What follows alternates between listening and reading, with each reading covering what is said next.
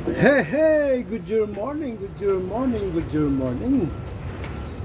Kitkilatis Lagari po at ito po ang ating co-host sa episode na ito, Harry Maglaya. Siya po ay retiradong pulis, kaya kita nyo, I'm retired. Leave me alone! But I'm not leaving him alone, dahil ang ating pag-uusapan ngayon ay matindi ito, napakipakinabang para sa mga isabera. Sovereignty resides in the people and all government authority emanates from them. Kaya nga sa ating preamble, sa pinakaboda, nakalagay doon, we the sovereign Filipino people.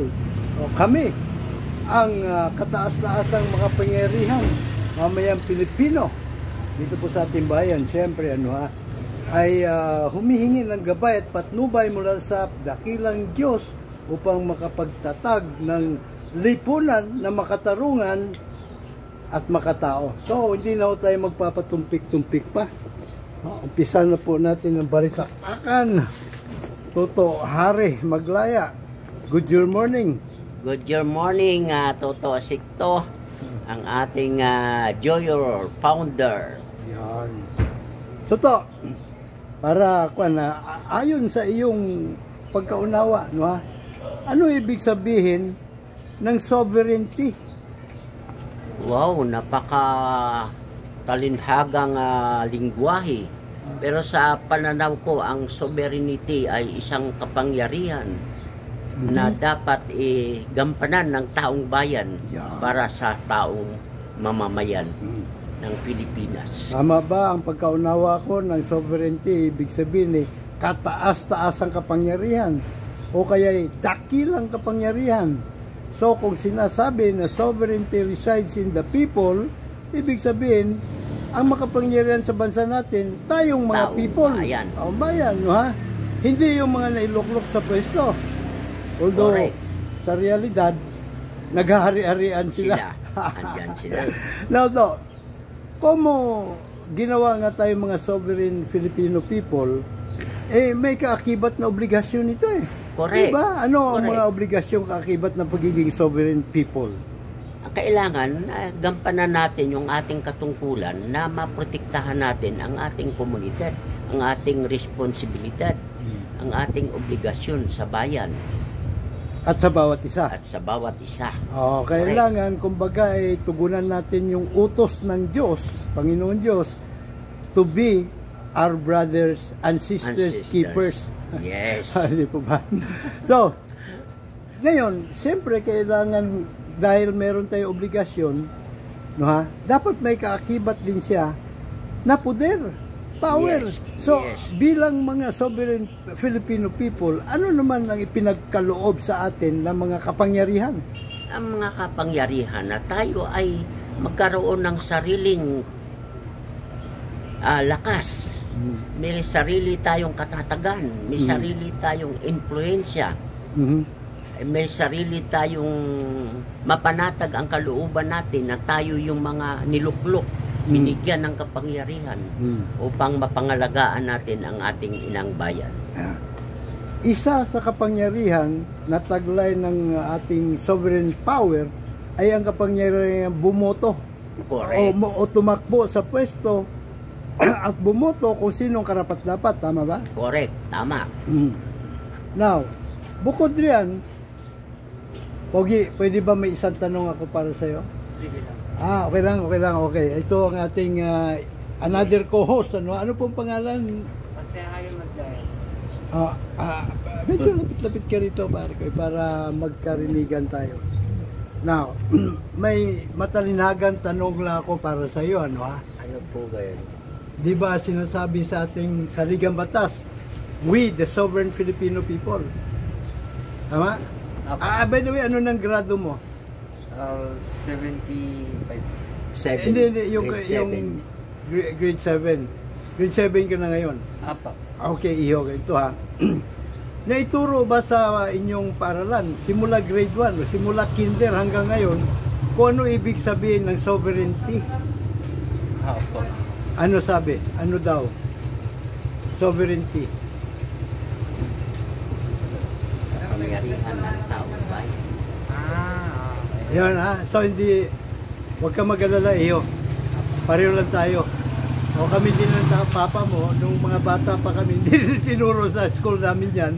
Kung ano ibig sabihin ng sovereignty? Basta memorize mo lang. Oh, at kung ano ang mga ano ang obligasyon ng isang sovereign Filipino people, oh, at kung ano ang mga taglay niyang kapangyarihan. Right? So, yan ang pinag-uusapan namin ngayon ni Papa mo. Para maimulat natin ang sambayan ng Pilipino, lalo na mga kabataan na pag-asa ng bayan. Diba, paano maging pag-asa ng bayan ng mga kabataan kung hindi nila alam kung anong problema na dapat ay hanapan ng solusyon. Tama? Okay, so, salamat sa third, ano? Tama ba, third? Sino si fourth? Second. Second pala ito. Hanggang third, di ba meron third? Hindi, Wala pa? babae. Ganoon. Okay, pre. Okay, so, andun na tayo, no? Isa sa kapangyarihan binigay sa atin ay tumakbo. Pa kung may alam ka kung paano patatakbuhin, paggaganahin ang gobyerno, tumakbo ka. Tapos, syempre, kapangyarihan din natin ang bumoto. Bukod doon, ano pang kapangyarihan meron tayo? Mamili. Mamili tayo ng tama o hindi. Tama chicks. Tama o hindi. Okay. Oo. So yun na ngayon pagboto eh. Oo. Di ba? O ngayon, meron pang isang kapangyarihan tayo, obligasyon, no? Obligasyon. No, na binigay sa atin bilang mga sovereign Filipino people. Ipagtanggol ang ating bansa. Yeah. Tama? Tama. Nung araw nga panahon pa ng Amerikano, may batas na yung obligado. Obligado ka mag-training pagkasundalo, army o, di ba? Hindi na-repeal yung batas na yan, pero hindi pinatutupad lang. Di ba? Ngayon, kaya kayo kailangan mong CAT o mga PMT, mga dati. Nung araw talaga, nakalimutan ko lang tawag doon, pero conscription ba yun? Something like that. Anyway, obligasyon din natin yun. Hindi lang obligasyon yan ng mga sundalo at pulis, di ba, na may sweldo, kundi ng buong sambayanan. Oo. So that's another one. Pinaka-importante sa paningin mo, ano yung pinaka-importante nating obligasyon bilang mga sovereign people sa ating bansa? Maprotektahan ang ating inang bayan. Kailangan natin mabigyan ng proteksyon ang ating inang bayan sa mga nang-aapi, sumasakop sa ating bansa. Okay. Mga dayuhan man. Mga dayuhan. O sariling kababayan. Okay. Kasi nang-aapi ngayon sa atin, sarili na natin mga kababayan eh. Wala na yung mga dayuhan, pinalayas na sila ni Nagat Andres Bonifacio at Gato C. Rizal. Mga sariling kababayan na ngayon naghahari-harian dito sa ating bayan. So to, meron tayong pinaka mahalagang obligasyon, no, ha? Para sa bayan at sambayanan bilang mga soberanong Pilipino na hindi pinagkaloob sa atin or ipinagkait sa atin. At yan po ay yung karapatan sa trial by jury. Sa Amerika, kung saan hinugot ang ating demokrasya, bukod sa nakalagay ito sa original na 1787 United States Constitution, ito yung pundasyon, di ba? Ito yung esensya at ito din yung puso ng demokrasya. Sapagkat lahat ng mga delegado noon, walang ni isang kataga na alam kung ano ipapalaman sa saligang batas na bubuuin nila. Bukod sa isang bagay, at nagkakaisa sila, dapat naroon yung karapatan ng mga mamayan sa trial by jury. No, sila ang humuhusga sa lahat ng kaso, sa lahat ng korte, sa mga kasong korupsyon, human rights violations, land grabbing at iba pang mga kaungasan, no, ha? And so dito sa atin ipinagkait yan, yung karapatan na yan, no, sa trial by jury. Kung kaya itong ating mga tagapagsilbi ay nasisindikato nila, namamanipulan nila yung husgado dahil sila may hawak eh. Sila nagtatalaga kung sino magiging judge, dito, doon, no ha? Sila ang nagpapasweldo, no ha? Kaya sila ang may karapatan sibakin. At sila din ang may hawak ng Armed Forces of the Philippines, sila may hawak ng pulis, sila may hawak ng kwarta. Diba, ang presidente natin dito, hawak niya ang Armed Forces, ang militar, pulis, no ha? Commander-in-Chief. Commander-in-Chief, pati KAFGO, hawak niya. Ay so, kanya pa yung hawak niya rin susi ng kabambayan. So, yung mga yung poder niya, plus yung kwarta, pwede niya talagang gamitin kung siya ay isang diktador. So, dito sa atin, kahit na wag magdeklara ng martial law, si Gloria Macapagal, hindi naman nakapagdeklara ng martial law, sa Mindanao lang nung nagkaroon ng patuan, di ba? Si Rodrigo Roa Duterte, hindi rin nakapagdeklara ng martial law sa buong bansa, no ha? Pero, nakapaghari-harian sila dahil hindi naman sila napapanagot sa husgado dahil hawak nila yung husgado. Hawak nila. So yan to ang masaklap na katotohanan, no ha? Na napag-iwanan na tayo or napaglalangan na tayo at napagnanakawan tayo nang hindi natin napapanagot yung mga nagnanakaw sa atin, no ha? Ngayon gusto na naman nilang gawin yung People's Initiative. People's Initiative para mag-chat-chat. Ano sa palagay mo to ang kanilang master plan? Motibo. Lahat naman ng mga motibo para din sa kapansarili nilang kapakanan. Kung ano yung naisip nila na karapat-dapat para sa kapakanan nila ay kanilang gustong gagawin. Kaya lahat naman yon dapat magkaroon ng check and balance para yung gusto nitong isa, yung gusto din ng isa nito pareho naman lahat maganda. Pero dapat meron na mamagitan palagi na yun yung tinatawag natin na jury. Kung papasok tayo yung mga juror na yan, sila yung magbibigay ng kahalagahan kung ano ba ang dapat at anong dapat gagawin. Pero sa ngayon, dahil nga mga very powerful sila, meron sila mga connection, magkabilaan, administrasyon, opposition, may kanya-kanyang publicity, kaya kung anong gusto nilang mangyari, yun ang masusunod. Kaya nababaliwala ang kapakanan ng taong bayan. Dahil marami sa taong bayan natin ay mangmang din sa mga kaalaman tungkol sa sistema ng gobyerno at ng oposisyon. Kaya siguro, kung maitatag natin itong ating Philippine jury, bakit hindi natin subukan? Tama. Subukan natin na ilahad ito lahat na makita naman ng taong bayan yung pagbabago. May mawawala pa ba sa atin? Wala na rin mawawala sa atin. Wala na lahat di ba? Wala na natira sa atin sa kanila lahat di ba? Kaya kung maaari at nananawagan na rin ako sa mga taong bayan na dapat hindi lamang isanggunin natin yung ating kapakanan dito sa kabila, tingnan natin yung sa gitna na ito ang magbibigay sa atin ng kaligtasan, peaceful na pamumuhay at lahat ng mga obligasyon, lahat ng ating mga responsibilidad ay makamit natin. Wala naman mawawala kung subukan natin. Correct. Subukan natin yung Philippine jury. Yes. Now, tayong lahat na Pilipino ay soberano. Yes. We, the sovereign Filipino people, di ba? Pero yung sovereign people, nahahati sa dalawa to, no ha? Yes. Yung isa, yung iilan ng mga naghahari-harian. Ito yung mga politiko na nakapwesto. O kasi yung mga politiko na wala sa pwesto, hindi mo pwede maghari-harian yun, no ha? Okay. Now, yung nakapwestong politiko, ito yung kasama doon sa ilan naghahari-harian. Kasama nila doon, yung mga oligarko, nakakampi nila. Yung mga mayayaman, nakakampi nila. Hindi mo pwedeng, kung hindi nila kakampi, kasama din nila sa paghahari-harian, hindi pwede yun. Binabardagol din nila yung hindi nila kakampi para kutungan, no ha?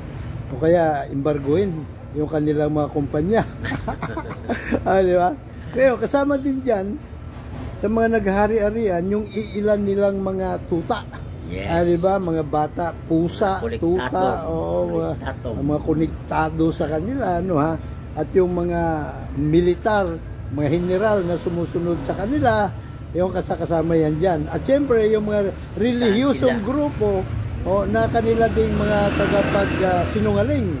Diba? Yung yung nang uuto sa mga mamayan, no, ha? Na mga religious groups, ano ha?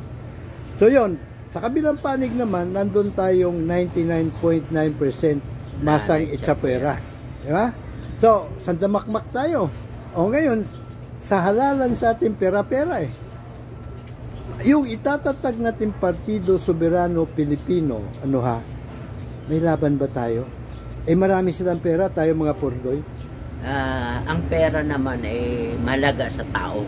Pero ang konsensya ng tao, pag sila na doktrina natin sa kahalagahan ng Philippine Jewry, kahit anong perang ipatong dyan, tanggapin lang nila. Pero ang konsensya at puso't dami nila, palagay ko, mananalo tayo dyan. Yung sagradong boto nila para sa atin.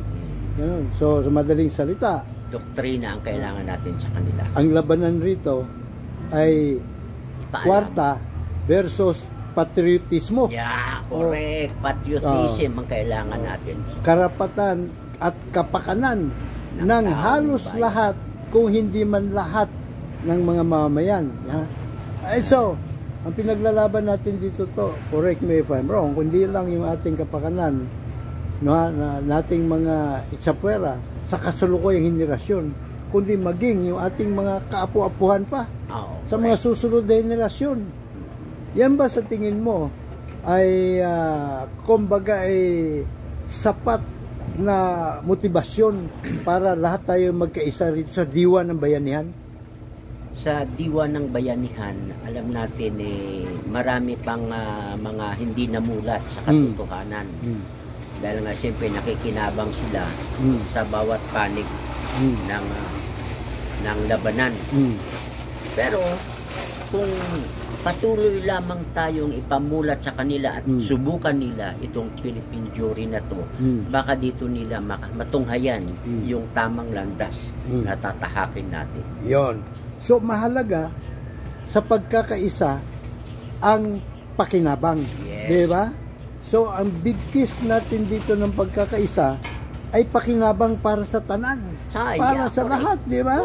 Hindi lang sa kasalukuyang henerasyon, kundi sa mga susunod pa henerasyon na salin lahi.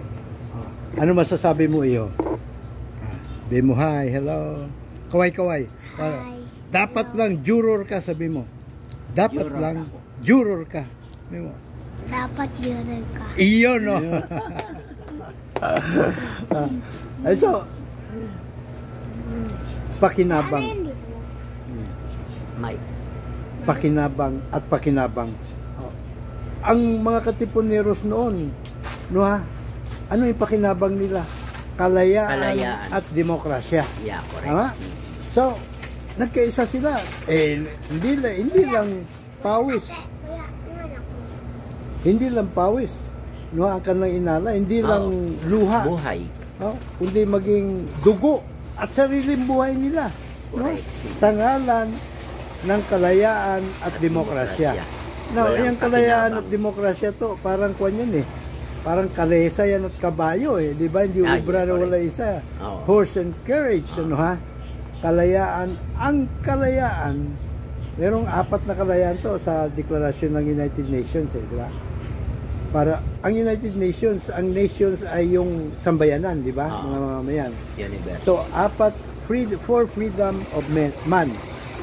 Freedom of speech, freedom of religion, freedom from fear, and freedom from want. Diba? Yung mga freedom nila. Lamang tiyan, kalayaan. gutom. Kailangan malaya ang mga mamamayan sa bansang demokrasya. Nung high school ka ako, maraming freedom yan. 5 yun. 5 pa, ba? Sige nga, kasi paki-enumerate. Kailangan mo yung freedom ng pananalita mo, speech. Kailangan freedom of taste. Kailangan meron kang panglasa, kinakain mo. So, lahat ng mga freedom na yan, kung ipagsama-samahin lahat yan, yan lahat ay parte ng kalayaan ng tao. Hindi lamang masabi natin na baka mahigit pa 100 ang kailanganin natin para magkaroon tayo ng kalayaan. Kasi kung mga 99% lang yan, kulang. Kailangan 100% na tunay ang kalayaan. Gawin natin 101. Yeah, hindi sobra. para pag sumabit, may pasobra na. Ano, ha? So, dito sa ating mga kapulisan, ako naniniwala ako, mas marami riyan sa mga pulis, ang matitino. Kukunti lang yung bad eggs eh. Pero ang laging yumayaman, yung mga bad eggs eh. Ano masasabi mo hindi yumayaman to? Yung mga kasabayan mo, sila ba nagsisisi na hindi sila gumagawa ng masama? O ba? So, sa akin, kaya yumayaman yung iba, meron sariling diskarte. Meron din may sariling diskarte. Yun, kasi kahit nasa pulis ka, ginagamit mo yung influence, yung authority mo bilang pulis, na mag-engage ka sa mga business transaction, kaya kumikita sila. Okay. In exchange naman noon, yung luwag sa serbisyo sa trabaho na nagagampanan nila. Pero kukunti lang ang nakikita ko na mga bad eggs dyan. Kaya yung mga bad eggs naman yung mga hold up me o yung mga ganyan ay may panandalian lamang yun. Yung sabihin, huhulihin, tataniman, mga mangilan-ngilan lang yan na hindi naman natin pwedeng sabihin na yumaman sila.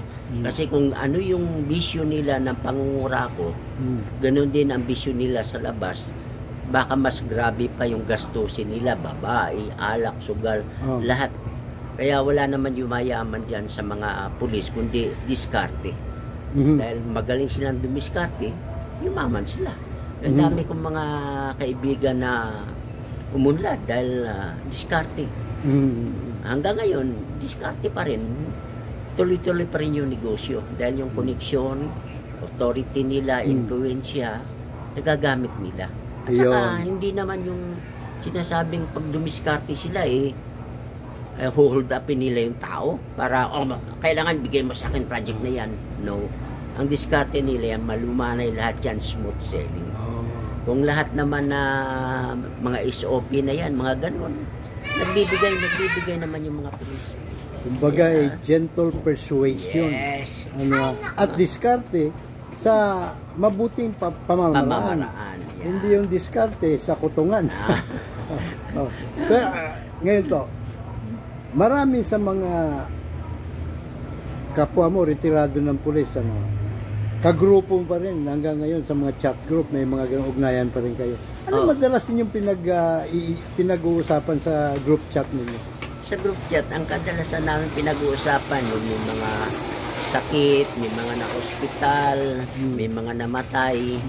Sa grupo namin, pag may namatay, na balitaan kami ng namatay, andun na kami kanya-kanyang bunot, 500, 1,000. Minsan nagdo-donate kami doon sa naulila na ito, mayroong mga 50,000, 80,000, mga ganun. At at the same time, tinutulungan pa namin yung mga naiwang mga kabata-bata, mga pamilya. Para maiayos yung kanyang mga claims, maiayos yung kaya in return naman, hindi kami nag-iisip na kikita kami dito, wala. Basta tulong. Sa sitwasyon namin ngayon, nagkakaedad na, iba na. Kailangan mong lumapit kay Lord, kailangan gumawa ka ng kabutihang asal. Iyon, no? Para may pases. May pases. Kung wala kang pases, puro pangungutong pa rin, wala. So, pagdating naman sa lipunan, sa gobyerno natin, anong mga madalas ninyong pag-usapan? Pinag-uusapan? Sa gobyerno naman, ang pinag-uusapan dyan yung mga project and development. Kasi sa project, kung totoong may project ang gobyerno na mga pabahay doon sa mga mahihirap, tinitingnan namin kung yun ba yung na-implement. Ang problema naman doon sa mga implementation, ang nakikita namin, hindi yung gobyerno ang nagpapasakit itong mga komisyoner. Ang dami kasing mga agent exporter dyan na nakikisawsaw. Sa national o sa lokal? Sa national o sa local, ganun din. Aha. Ang local, kontrolado na nila yun dahil meron na silang mga sariling tuta. Unlike sa national, maraming ano yan, involvement yan. Pero sa national naman, makikita mo, bago ka makapenetrate sa national, kailangan dumaan ka muna dito kay commissioner. Pagdaan mo doon, sa dami na ng ano, kaya umaabot na ng pangkikitain ng ating mga investor, no? Pangkikitain ng project ng gobyerno. So may sapat bang pondo bukod sa mga investor na outside of government? Oo. Yung gobyerno ba mismo may sapat na pondo para magpagawa ng pabahay? Meron silang pondo diyan. Kasi dong dating administrasyon, na-present sa amin yan, naka-attend ako sa kanilang mga meeting dialogue na yan, na-present yan na sobra-sobra yung pondo ng ating gobyerno, especially doon sa DSUD. Kasi ang DSUD ang may handle na ngayon dahil under niya yung 5 agency, siya na yung may control. Although na diskarte na ng ating secretary kung paano ilabas yan, although na i-release naman. Kung ano yung, kasi hindi naman pwedeng sabihin na may project ako, bibigyan agad kita ng mobilization na 50%. Kailangan progress billing. Okay. Kasi marami tayong mga contractor din, kahit na yung Pag-ibig, di ba, nagkalitsi-litsi din yung dati dahil paperma lang ng paperma, pagkatapos wala naman pala. So ganun din, nag-iingat na rin ngayon yung gobyerno natin, mas lalo yung mga secretary naka-assign dyan, na kung meron project na in-award sa kanila, either na turnkey o either na magbibigay sila ng mobilization na limited. Kung ano lang yung progress billing, yun lang ang dapat nilang gagawin. Kaya ang nakikita ko, kung ganun ang sistema ang gagawin nila, ay mawawala yung mga corrupt na mga contractor natin. Yung mga ano natin, kasi iba naman yan, kakunayban, so ka-split. Kaya sige. So ngayon, dahil mapagmatsyag, marami na ngayon mga taong nagmamatsyag sa mga proyekto ng gobyerno.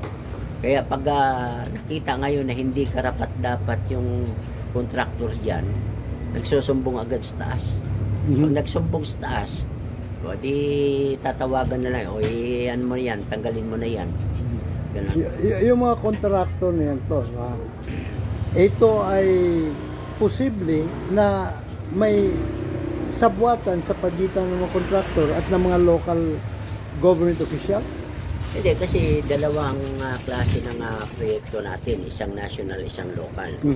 Ang local, controlled na nila yan kung sino yung gusto nilang gagawin na contractor, kasi may maraming mga agent yan. Sa national naman, ganun din, pero mas matindi ang national kasi controlled yan.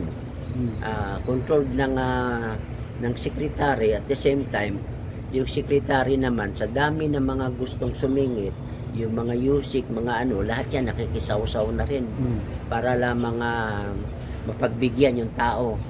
Sa ganong sistema, dahil yung mga agent, sa dami ng agent na nakikisaw-saw kuminsan, lumalaki yung mga komisyon. O dahil sa may mga patong-patong. Patong-patong. Pinagpatong-patong. Ayun, ha. Now, marami nang napabalita na inaugurasyon doon sa mga housing projects. Nabalitaan mo rin ba yun? Oo, nabalitaan ko. Mga ilang proyekto na? Dito lang sa Metro Manila, 55 areas. 55?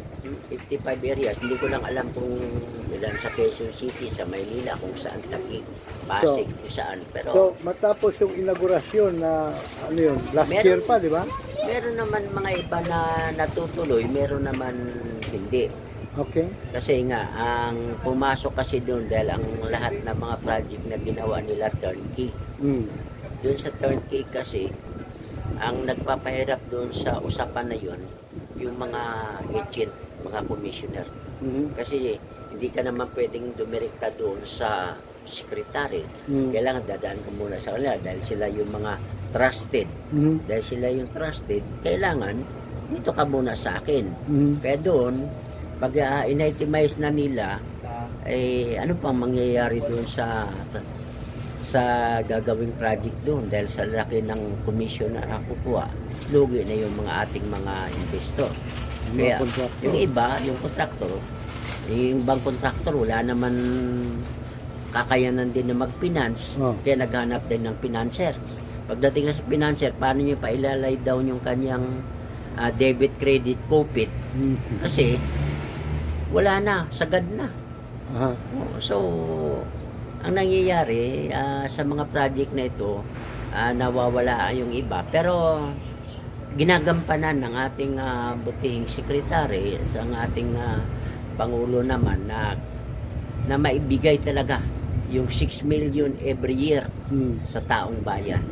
Kaya, alam ko sa parte ng Pulelan, meron na doon mga 3,000 or 4,000 na housing unit.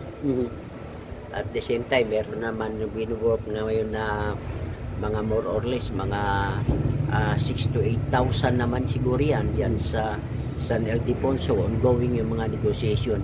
Doon naman, nakikita ko, ang nagpapabigat talaga dyan sa transaction niya pag hindi ka direkta.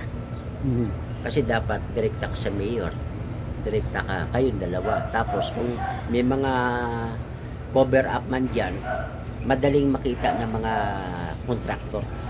So, hindi ni Santos nga dahil yung isang katiwaldas doon ay akala niya mga pipitsugin mga contractor ang kaharap niya. Hindi niya alam na yung mga contractor nila nakadikit kay BBM. Alam nila yung proseso. Kaya nabisto tuloy sila. So tatansya mo to, no, out of 100% na pondo para sa isang housing project, ilang porsyento riyan ang napunta sa bulsa ng mga James Bond 007? Maliit lang naman yan kasi SOP lang yun. Mga SOP mga SOP na yan, mga 5% lang yan. 5%? Hindi naman masyadong palaki. Yung iba nga, hindi nga nagbibigay kung 5% lang, negligible yan. Kaya patakbuhin ng proyekto, di ba? Kaya lang, ngayon nga nagpapahirap sa mga transaksyon na yun, yung mga agent exporter. Kaya nga, yung mga agent exporter, mga ilang porsyento naman ang pinapatong yan. Umaabot na hanggang 35. Nako po! Ano pang mangyayari doon sa contractor, sa financer?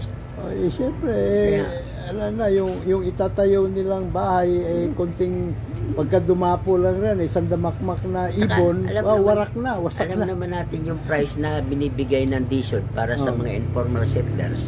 At least naka-minimum sila o maximum sila ng 700,000. So magiging 1,000 monthly lang yan. Kaya yung talagang makikita mo na yung proyekto na yun para talaga sa mga informal settlers. So, ayan mga kapwa ko soberanong mga mamamayang Pilipino, lalo tikit no, sa ating halay sa 99.9% masangit sa puwera, no?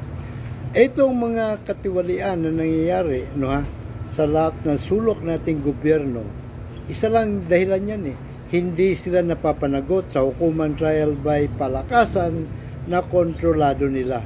Kaya panahon na para tayo ay magsama-sama, tayo po ay magbayanihan sa pagsusulong ng Juror Revolusyon. Ito po ay giyera sa political arena.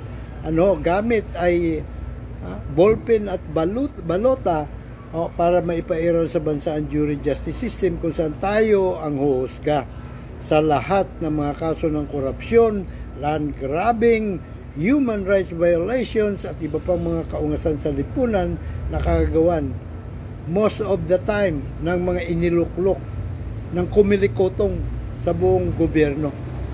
So ito, panawagan sa ating sa iyong mga kabaro na maritirado sa atin na kumbaga patungkol dito sa ating itatatag na Partido Soberano Pilipino ng Masang Itzapuera. Okay, correct. Tama ka dyan to. At simple lang naman ang aking panawagan na kung ito'y makarating sa inyo, suportahan natin itong tinatatag natin. Bakit hindi natin subukan? Nakita na natin yung opposition, administrasyon, ito hindi pa natin nakita o natagpuan yung solusyon tamang kalayaan. Solusyon. Ito yung solusyon na magbibigay sa atin ng kaginhawaan sa ating pamumuhay. Kaya dapat protektahan, alagaan at suportahan natin itong Philippine Jury na itinatag ng ating founder na si Toto Sicto Lagari ba o si Rotso? Lagari, si Rotso Ugabas. Parang ito. At may dagdag lang to, no? Tayong mga Thunders, naghahanap na tayo ngayon ng passes, di ba? Para kay San Pedro, pag tinanong tayo, ano bang ginawa mo? No, ha? Para tugunan ang utos ng Panginoon Diyos to be your brother's keeper. Ito na yung passes na pwede natin San Pedro, ito. Ako ay juro revolutionista. Hindi naman tayo against doon sa mga ano. Ang kailangan natin, magtatag tayo ng panibagong solusyon. Kasi kung hindi natin itatatag itong bagong solusyon na nating nakita, nasusubaybayan ko na rin ito sa haba ng panahon. Hindi lamang si Toto Sicto dito ang una kong napuntahan. Meron pa yung Philippine Jury ng UK. United Kingdom. Oo. So, marami. Kailangan sa ngayon, nakakapag-share din ako, nakapag-contribute ako ng aking idea kung paano maitatag, maibigay natin yung tamang landas. Kaya siguro, panawagan ko sa aking mga kababayan, suportahan natin to. Ito ang magiging solusyon sa problema na ating hinaharap sa ngayon. Yun Salamat po, mga kaibigan. Alright, so ganito po muna natin balitaktakan mga kapwa ko suberan ng mga mamamayang Pilipino, lalo tigit itong aking mga kahanay sa 99.9% masang itsapuera. Tayo po ngayon ay hindi na the silent majority. Matunog, dumadagungdong na po ang ating boses. Pero kailangan gamitin natin ang social media para ipahayag natin sa loobin, ipahayag na tulukan na natin, tama na yung pamamayagpag ng mga iilang naghahari-harian sa ating bayan. At ipagpatuloy natin ang naunsyaming himagsikan. Ang revolusyon na inumpisa ni Gat Andres Bonifacio, Gato Rizal at maraming iba pa sa ating dakilang o mga dakila sa ating lahing Kayamangge. Juror Revolution po tayo. Hanggang sa muli, kuparin po inyo lagi nakanda maglingkod, Mr. Juror, Dr. Sicto Kitkilatis Lagari po lamang, PhD, Public Administration Honoris Causa. Hanggang sa muli, bye-bye! Bye-bye!